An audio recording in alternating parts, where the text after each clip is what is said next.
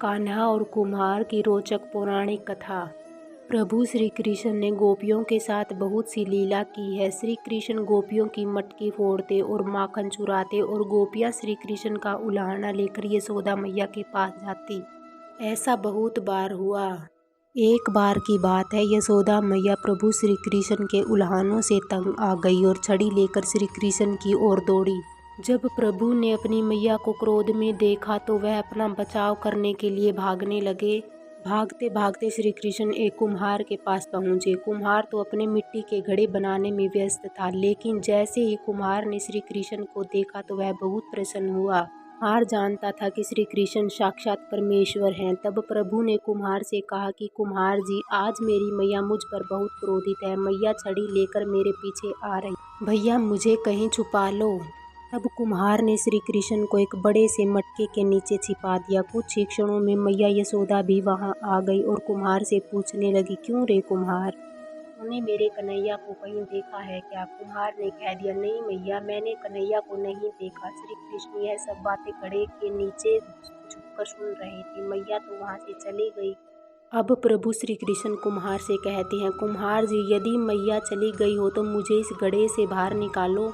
कुम्हार बोला, ऐसे नहीं प्रभु जी, पहले मुझे 84 लाख योनियों के बंधन से मुक्त करने का वचन दो। भगवान मुस्कुराए और कहा, ठीक है, मैं तुम्हें 84 लाख योनियों से मुक्त करने का वचन देता हूँ। अब तो मुझे बाहर निकाल दो। कुम्हार कहने लगा, मुझे अकेले नहीं प्रभु जी, मेरे परिवार के सभी लोगों को भी 84 लाख योनियों के बंधन से मुक्त करने का वचन दोगे तो मैं आपको इस घड़े से बाहर निकालूंगा। प्रभु जी कहते हैं, चलो ठीक है, उनको भी 84 लाख योनियों के बंधन से मुक्त होने का मैं वचन देता हूँ। अब तो मुझे घड़े से बाहर निकाल दो। अब कुम्हार कहता है, बस प्रभु जी, एक विनती और है, इसे भी पूरा करने का वचन दे दो तो मैं आपको घड़े से बाहर निकाल दूंगा।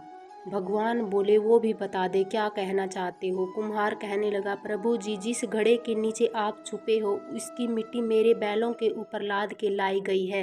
मेरे इन बैलों को भी 84 के बंधन से मुक्त कराने का वचन दो। भगवान ने कुम्हार के प्रेम पर प्रसन्न होकर उन बैलों को भी 84 के बंधन से मुक्त होने का वचन दिया। प्रभु बोले, अब तो तुम्हारी सब इच्छा पूरी हो गई, अब तो मुझे घड़े से बाहर निकाल दो। तब कुम्हार कहता है, अभी नहीं भगवान, बस एक अंतिम इच्छा और है, इसे भी पूरा कर दीजिए। और वह यह है, जो भी प्राणी हम दोनों के बीच के इस संवाद को सुनेगा उसे भी आप 84 लाख योनियों के बंधन से मुक्त करोगे। बस यह वचन दे दो तो मैं आपको इस घड़े से बाहर निकाल दूंगा। कुम्हार की प्रेम भरी बातों को सुनकर प्रभु श्री कृष्ण बहुत खुश हुए और कुम्हार की इस इच्छा को भी पूरा करने का वचन दिया। फिर कुम्हार ने बाल श्री कृष्ण को घड़े से बाहर निकाल दिया और उनके चरणों में साष्टांग प्रणाम किया। प्रभु जी के चरण धोए और चरणामृत लिया। अपनी पूरी झोपड़ी में चरणामृत का छिड़काव किया और प्रभु जी के गले लगकर इतना रोए कि प्रभु में ही विलीन हो गई। जरा सोचो, जो बाल श्री कृष्ण 7 कोस लंबे चौड़े गोवर्धन पर्वत को अपनी इक्किनी उंगली पर उठा सकते हैं तो क्या एक घड़ा नहीं उठा सकते थे? लेकिन बिना प्रेम रिझे नहीं नटवर नंद किशोर। कोई कितने भी यज्ञ करे, अनुष्ठान करे, कितना भी दान करे, चाहे कितनी भी भक्ति करे, लेकिन जब तक मन में प्राणी मात्र के लिए प्रेम नहीं हो, प्रभु श्री कृष्ण मिल ही नहीं सकते।